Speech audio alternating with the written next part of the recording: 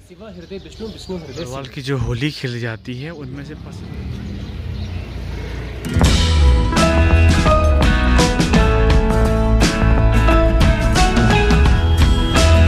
ये पहुंच चुका चमोली में, बहुत सामने से आ रहे हैं तो कर्णप्रयाग के लिए, सामने ऊपर जोशीमठ के लिए और नीचे की तरफ गोपेश्वर के लिए हम जाएंगे। ये है मार्केट।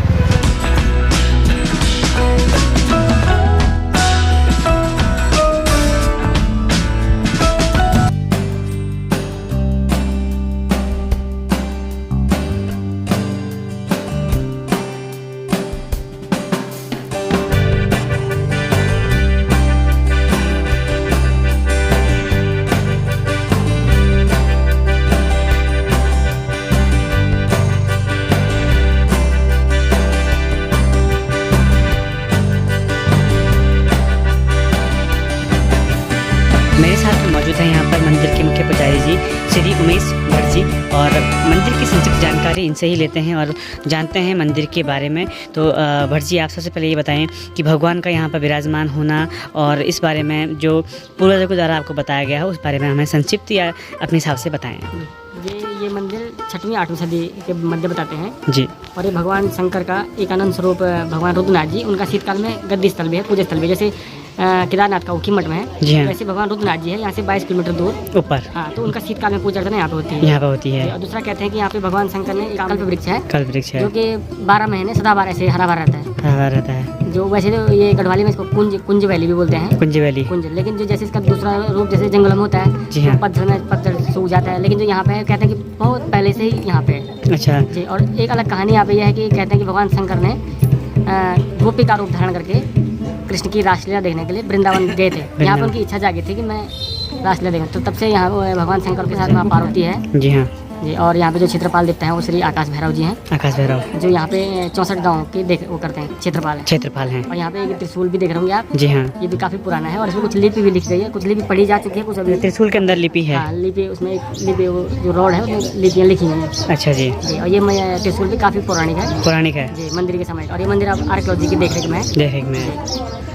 और मुख्य लोगों का आकर्षक के यहाँ पे मंदिर है। तो यहाँ पे जैसे शिवरात्रि के दिन पूजा अर्चना होती है, 4 भव्य पूजा होती है, मेला लगता है जी। मतलब काफ़ी भीड़ रहती है, सावन में भीड़ रहती है। जी हाँ। और ये बद्री और केदार के मध्य में स्थित मंदिर है। अच्छा, बद्री और केदार के मध्य में। जी बिल्कुल बिल्कुल। जी हाँ। और यहाँ पे से एक तरफ केदारेश्वर लग जाता है, मतलब केदार भूमि, और एक तरफ बद्री भूमि। बद्री भूमि अलग, दोनों भूमि के मतलब बीच में से ही मंदिर है। जी, बहुत बहुत धन्यवाद आपका। ये सुंदर सुंदर मोड़ आओ हम सब चला एक कदम पहाड़ों की ओर। मैं आज तुम सबों के लिए भी अरी बहार, मैं सागर परिहार। नमस्कार, पहला बार प्रणाम। आज मैं हूँ उत्तराखंड यात्रा में पहुँचा हूँ चमोली जिले के गोपेश्वर, और जहाँ गोपीनाथ के मंदिर जो मुख्य आकर्षण का केंद्र है मेरे पीछे, और आप देख रहे होंगे बहुत ही प्यारा सा मंदिर भगवान शिव को समर्पित तो मंदिर। और चलते हैं मंदिर की तरफ और दर्शन करते हैं।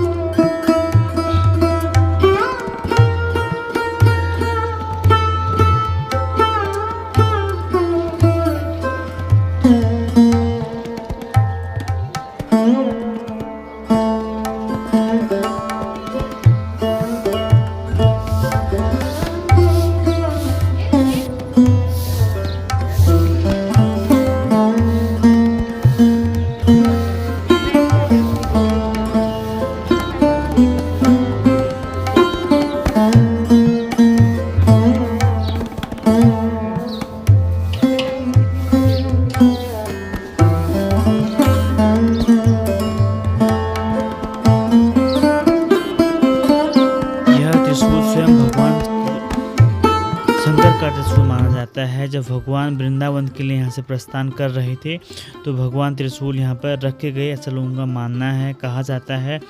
दूसरी बात यह है कि जो लिपियाँ लिखी गई हैं 4 भाषाओं में इसी त्रिशूल पर लिखी गई हैं।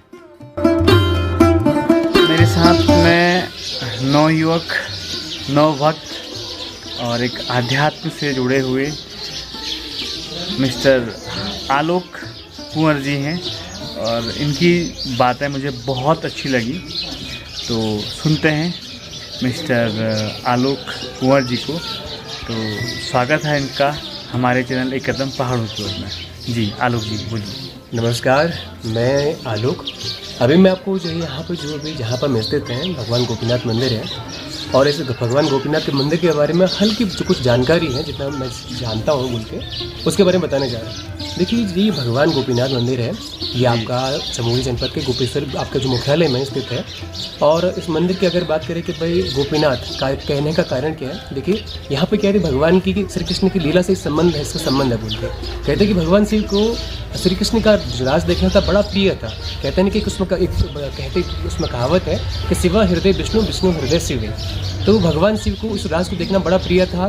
तो भगवान शिव उसको कैसे देखें, माँ भगवती तो चलेगी इसको देखने के लिए, वो क्योंकि स्त्री रूप में थे, गोपी रूप उन्होंने पहले ले लिया, लेकिन भगवान शिव कैसे करें। तो भगवान शिव को इस क्षेत्र में, क्योंकि हिमालयी क्षेत्र है, भगवान शिव को उस मतलब क्या गोपी रूप धारण करने की या उस राज को यहाँ प्रेरणा यहाँ पर लगी, और उन्होंने यहाँ पर क्या प्रेरणा गोपी रूप धारण करने की प्रेरणा यहाँ लगी, और वृंदावन जाकर उन्होंने वहाँ पर गोपी रूप धारण किया।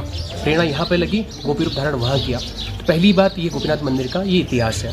दूसरी बात है जो गोपीनाथ मंदिर है, जो चतुर्थ केदार कहते हैं, आरती माते एकानन चतुरानन पंचानन राजी, जो एकानन संपूर्ण विश्व में भगवान शिव का मुख्य जो दर्शन होता है केवल रुद्रनाथ में होता है। भगवान का और जो आप महाकाल उज्जैन में देखेंगे वो वहाँ पर शिवलिंग का आपका बनाया हुआ होता है, लेकिन रुद्रनाथ में देखोगे वो आपका भगवान का स्वयं वो मुख्य दर्शन है, वहाँ पर शिवलिंग नहीं है। और भगवान जो गोपीनाथ जो क्षेत्र है, यहाँ पर भगवान का जो शिवलिंग जो 7 महीने भगवान की, यहाँ भगवान गोपीनाथ क्षेत्र में, इस क्षेत्र में भगवान की रुद्रनाथ की 7 महीने पूजा यहाँ पर होती है। तीसरी बात, जो ये गोपीनाथ है, ये भगवान बद्री केदार का एक मध्य केंद्र है। जैसे आप देखेंगे कि भाई यहाँ से बद्रीनाथ 125 किलोमीटर और केदारनाथ यहाँ से 125 किलोमीटर, तो ये एक केंद्र बिंदु है। इस तरह से एक यात्रा जैसी चलती है। जैसे आप देखोगे यमुनोत्री में आपको क्या होती है, भक्ति की प्राप्ति होती है, गंगोत्री में ज्ञान की प्राप्ति होती है, केदार क्षेत्र में वैराग्य की प्राप्ति होती है, और फिर यहाँ से आगे जो बद्रीनाथ की जो यात्रा होती है वो मोक्ष की प्राप्ति होती है। तो ये इस तरह से ये एक यात्रा है बोल के। और गोपीनाथ मंदिर में और आगे अगर बात की जाए तो यहाँ पे एक प्रसिद्ध त्रिशूल है। वैसे ही त्रिशूल आपको 2 जगह मिलेंगे। वैसे अगर त्रिशूल लेक के, अगर उसको त्रिशूल लेक भी कहें उसको, या त्रिशूल भी कहें बोल के, सामने स्पष्ट दिख रहा है। तो इस त्रिशूल की अगर मान्यता की बात की जाए, इसके अलग अलग देखिए, इसकी ऐतिहासिक मान्यता अलग है, आध्यात्मिक मान्यताएं अलग है, और लोक कथाएं इससे अलग चलती हैं। अगर आप इसमें ऐतिहासिक दृष्टि से अगर देखा जाए, उत्तराखंड इतिहास में भी अगर देखोगे आप, तो आप इसमें देखेंगे कि इसमें उत्तराखंड इतिहास का साक्षी मिलते हैं। इसमें 4 लिपि हैं, जो ब्राह्मी प्लस पीरी ब्राह्मी में 2 लिपि पढ़ी जा चुकी हैं और 2 नहीं पढ़ी गई हैं। और जो पढ़ी लिपि गई हैं, जो ब्राह्मी पीरी ब्राह्मी में 1 लिपि में आपका जो आपके दक्षिण भारत के जो आपका गणपति जो नागवंश है, नागवंश के जो राजा है गणपति नाग, और उसमें 3 और राजा गणपति नाग, विभुनाग, अंशुनाग, इस तरह से उन राजा ने गणपति नाग ने उल्लेख किया है कि मैंने इस हिमालय क्षेत्र को विजिट किया है। और कहीं लोग कहते हैं कि इस मंदिर का जो है निर्माण गणपति नाग ने किया है। कहीं लोगों की मान्यता अगर देखा जाए तो, अगर साक्षी के रूप में देखा जाए तो यहाँ पर मंदिर का कहते हैं कि कतीरों ने 9वीं to 11वीं सदी के बीच में इस मंदिर का निर्माण किया गया। तो ये तो एक वो वाली बात है। दूसरी 1191 में एक और त्रिशूल लेख में दूसरा जो लेख है अशोक चल का प्राप्त होता है। उसमें अशोक चल कहते हैं कि जो नेपाल के राजा हैं वो कहते हैं कि मैंने इस हिमालय क्षेत्र को विजिट किया है। इस त्रिशूल लेख में इसका उल्लेख है। आज भी इस त्रिशूल लेख में इतनी आज भी मान्यता है, अगर कोई सच्चे भाव से इस त्रिशूल को केवल स्पर्श करता है, ऐसा नहीं कि उसको हिलाएं, केवल स्पर्श करने से आज भी त्रिशूल के कुंडल हिलते हैं। ये भक्ति एक भाव की एक कहना बोलते एक क्षेत्र है, और आज भी लोगों के भाव यहाँ पर परिलक्षित होते हैं, दिखता है, कुंडल आज भी हिलते हैं। तो ये एक आध्यात्मिक केंद्र है। और साथ में त्रिशूल पर यहाँ पे कहते हैं कि भगवान शिव ने यहाँ पर कामदेव को भस्म किया, और कामदेव को भस्म करने के बाद जब उनकी पत्नी ने कहा कि प्रभु की मेरे पति ने जगत कल्याण का कार्य किया, तो वो फिर भगवान शिव ने कहा कि आप तपस्या कीजिए। फिर भगवान रति ने फिर यहाँ से लगभग 500 मीटर दूर यहाँ पर वैतरणी कुंड है, और उसको रति कुंड भी कहते हैं, वहाँ पर उन्होंने तपस्या की। और फिर भगवान शिव प्रसन्न हुए और उनको वर दिया, कहा कि तुम्हारा जो ये पति है वो बाद में आने वाले द्वापर युग में आपका उसमें भगवान श्री कृष्ण का पौत्र के रूप में जन्म लेंगे। और जो यहाँ पर जो तुम्हारी तपस्या से क्या है कि जो तुम्हारे रति कुंड का जो जल है वो आज से मेरे अंदर को जो गर्भ रहेगा, जो जल है, जो मतलब अभिषेक होगा तुम्हारी जल से होगा, क्योंकि आज यहाँ और जल के उससे अभिषेक नहीं होता है, केवल वैतरिक जल से ही भगवान शिव का यहाँ पर अभिषेक होता है। ये अंदर की इस तरह से यहाँ पे मान्यता है। साथ में आप देखते हैं कि यहाँ पे कल्प वृक्ष है, तो ये कल्प वृक्ष जो यहाँ पे दिख रहा है, ये कल्प वृक्ष का जो इतिहास है, इसका मंदिर से भी पुराना इतिहास है। कहते हैं शुरू में कहते हैं भगवान का शिवलिंग, और ये जो बेसिक कल्प वृक्ष दिख रहा है, तो यहाँ पर 2 चीज़ें थी, कल्प वृक्ष और ये। तो ये अपने आप में इसका जो कहते हैं कि बहुत 5000 साल पुराना लगभग ये वृक्ष है, पूरे 12 महीने ये खिला रहता है। वृक्ष सामने दिख रहा है और साथ में ये सारे शिवलिंग दिख रहे हैं। तो जैसे जागेश्वर है, कटारमल है, वैसे यहाँ पे मंदिरों का समूह था। लेकिन 1803 में जब उत्तराखंड में जो त्रासदी आई, त्रासदी में लगभग ये बहुत सारे छोटे छोटे मंदिर हैं वो आपके ध्वस्त हो गए। फिर ESI ने उत्खनन किया और उस उत्खनन के माध्यम से यहाँ पर ये सारे अभी मतलब मंदिर ध्वस्त हो गए थे, लेकिन खुदाई में निकले हुए शिवलिंग है जो सामने रखे हैं। तो ये इसका ये इन सभी इधर पीछे शिवलिंगों का ये इस तरह से इतिहास है। और मंदिर पंचायतन शैली में निर्मित है। और अगर आप मंदिर तो सबसे पहले आप शिखर है आपका, उसमें सबसे पहले आप ध्वज देखेंगे, फिर शिखर देखेंगे, फिर आपका गेरू वाला पार्ट आता है, फिर स्कंद आता है, फिर लास्ट में अंतिम तो पादप आता है। तो इस तरह से कत्यूरी शैली का बहुत ही सुंदर कत्यूरी शैली में निर्मित। और सबसे बड़ी विशेषता यही देखिए कि जो मंदिर है उत्तराखंड के शिव मंदिरों में सबसे, मैं एल्टीट्यूड की बात नहीं कर रहा हूँ, मैं ऊंचा मंदिर की जो ऊंचाई सबसे 78 लगभग इसके 78 फीट जो इसकी ऊंचाई लगभग ऐसा कुछ कहते हैं। तो सबसे ऊंचा इतना छोटा मंदिर की जो ऊंचाई लगभग 64-65 के बीच में आती है, लेकिन इसकी जो ऊंचाई है लगभग 71 या 78 के बीच में। सबसे ऊंचा शिव मंदिर में सबसे ऊंचा मंदिर ये है, गोपीनाथ मंदिर है, जो आपका कत्यूरी शैली में निर्मित है। तो ये यहाँ पर इसकी विशेषता है।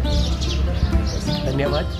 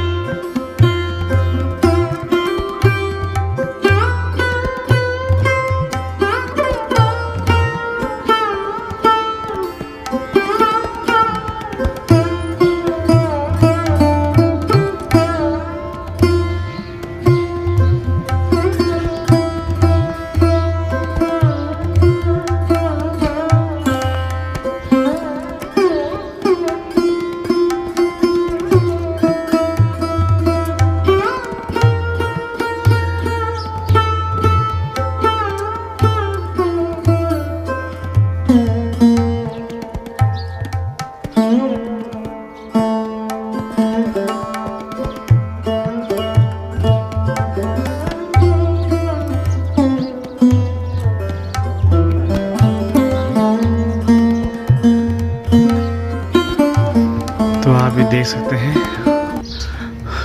ये माना जाता है जो जौनसार और गढ़वाल की जो होली खेली जाती है उनमें से प्रसिद्ध होली जो गोपीनाथ में होली खेली जाती है, उस प्रांगण में अभी मैं खड़ा हूँ। और ये देखें प्रांगण,